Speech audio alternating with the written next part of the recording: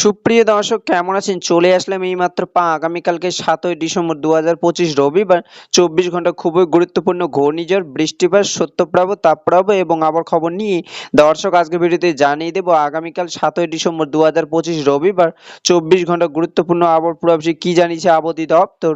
আরও জানিয়ে দেব satellite radar মানচিত্রে অনুযায়ী আগামীকাল ৭ই ডিসেম্বর রবিবার কেমন থাকতে পারে ২৪ ঘন্টা দেশের ৮টি ভাগে ৬৪ জেলার আবহাওয়া।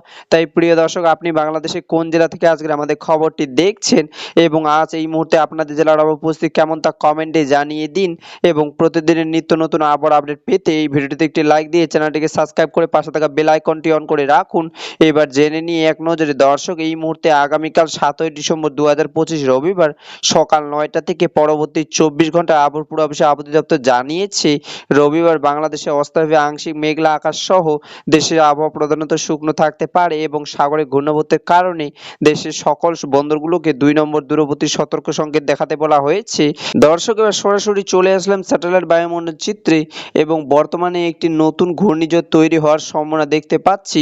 আর ৭ই ডিসেম্বর রবিবার দক্ষিণ পশ্চিম বঙ্গোপসাগরে এবং মায়ানমার উপকূলবর্তী অঞ্চলে তৈরি হওয়ার সম্ভাবনা রয়েছে এবং পরবর্তী দিন ৭ই ডিসেম্বর রবিবার ঘূর্ণিবলয়টা দুর্বল হয়ে ধীরে ধীরে সাগরের দিকে অগ্রসর হয়ে ৮ থেকে ৯ ডিসেম্বরের মধ্যে শান্ত হয়ে যাওয়ার সম্ভাবনা রয়েছে। এবং প্রিয় দর্শক, ঝড় বৃষ্টির স্যাটেলাইট পূর্বাভাস চিত্রে আসার পর আমরা দেখতে পাচ্ছি আগামীকাল ৭ই ডিসেম্বর রবিবার ২৪ ঘন্টা দেশের চট্টগ্রাম বিভাগের কোনো অঞ্চলে হালকা বৃষ্টিপাতের সম্ভাবনা রয়েছে।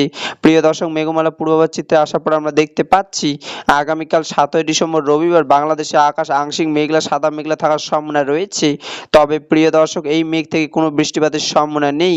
এবং প্রিয় দর্শক, কুয়াশা পূর্বাভাস স্যাটেলাইট চিত্রে আসার পর আমরা দেখতে পাচ্ছি আগামীকাল রবিবার ভোরের দিকে ঢাকা, রাজশাহী এবং ময়মনসিংহ বিভাগের ২-১ জায়গায় এবং সিলেট, চট্টগ্রাম ও বরিশাল বিভাগের অধিকাংশ অঞ্চলে হালকা থেকে মাঝারি ধরনের কুয়াশা পড়ার সম্ভাবনা রয়েছে। এবং রবিবার মধ্যরাত থেকে শেষ রাতের দিকে খুলনা, বরিশাল, ঢাকা ও ময়মনসিংহ বিভাগের ২-১ জায়গায় এবং সিলেট ও চট্টগ্রাম বিভাগের অধিকাংশ জায়গায় হালকা থেকে মাঝারি ধরনের কুয়াশা পড়ার সম্ভাবনা রয়েছে।